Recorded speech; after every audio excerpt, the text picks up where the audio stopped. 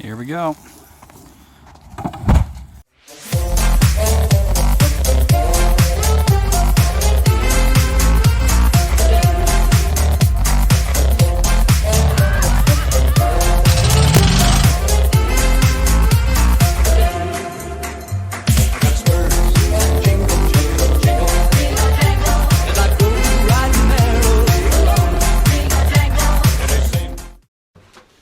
Hey everybody, welcome back to the channel. It's Big Boss in my garage. So, story time. Let me paint y'all a picture. It is just after OG 2017. Some photos. It's the year my Land Cruiser was wrecked. We had just finished welding it up, which is right here. This cool little video by my neighbor, and I got T-boned. Wrecked the truck, messed it up bad. But what are you gonna do? So I decided to take some of the money and go buy a parts truck. And long story short, drove all the way to Silver Lake. It's like 2.5 hours away to get told, sorry, we're not selling the truck, come back tomorrow. And I'm like, we already drove all this way. And well, it ended up not working over. I got really mad, went to the bar, me and my brother were having a drink, and lo and behold, a buddy of mine messaged me, hey man, I got a lifted golf cart. And he ended up, went back and forth, and the deal was he would not sell me the lifted golf cart with the motor that was in it. 1000cc Yamaha R1 motor. Now I had a $10,000 check burning a hole in my pocket from the Land Cruiser. And I was shopping around, and now I needed a motor. Well, a friend of mine gave me a 2005 Ducati ST3.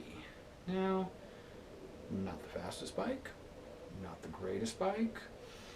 Middle of the road. It's not a street bike. It's kind of a pro touring bike. It's got 1000 cc's. It's fast. So me and my brother took it apart, and yeah, there it is. Ta-da! The rest of the parts are back there, and that's what we're gonna be putting together. When I bought the bike, I was told, hey, it's free, basically. Don't ask any questions. It's an old parts bike. It's from an insurance thing. Nobody knew if it had been paid off. It had been passed around to like 15 or 20 different people, bunch of different track days, bunch of different track bikes. My buddy was like, hey dude, he's like, I romped this bike super hard. Do you want it? And I'm like, yeah, why not? Like, I'll figure it out. Well, I ended up having the state police come out and do a VIN inspection, which is a pretty cool process. You just ask the cops to come out, and they're more than happy to.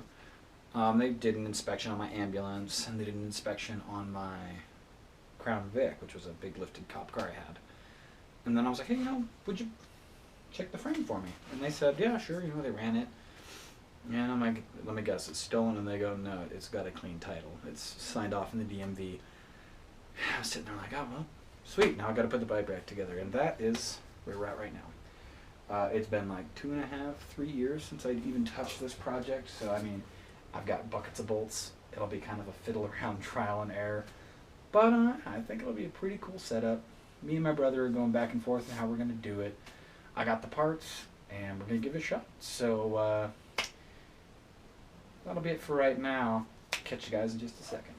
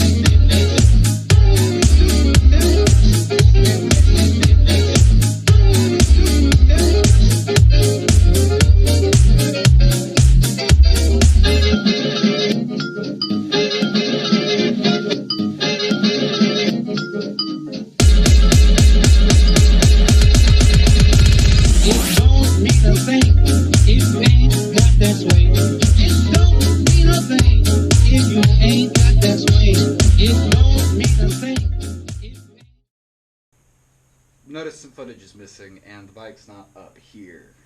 I'm actually editing this a week after I started filming because my GoPro ended up dying, so I actually don't have the footage of putting the wiring harness in, so I'll go ahead and quickly go over what that happened, how that happened. I got the frame on the motor, I got the front piece on, and I put the throttle bodies on. It actually would have been pretty funny to watch because when I strung the wiring harness, it was supposed to go through a certain point in the frame, and it didn't. Instead, I put it around one of the cylinder heads instead of between the cylinder heads, which meant I had to pull the wiring harness 3 times to be able to get it all set and ready to go. It sucks. I don't have any footage of that. I will, however, go to this set right here, which is going to be the end of the video.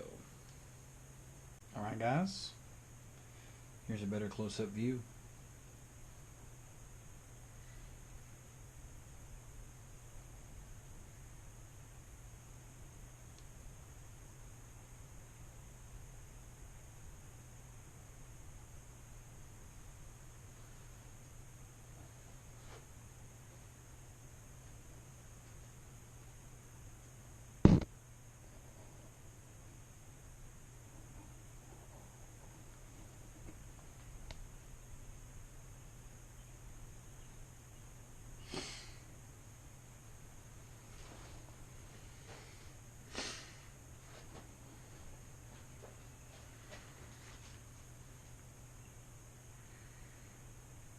A face only a mother could love. Ugly bike. Alright guys, and that'll be it for this week. So, what did we get done?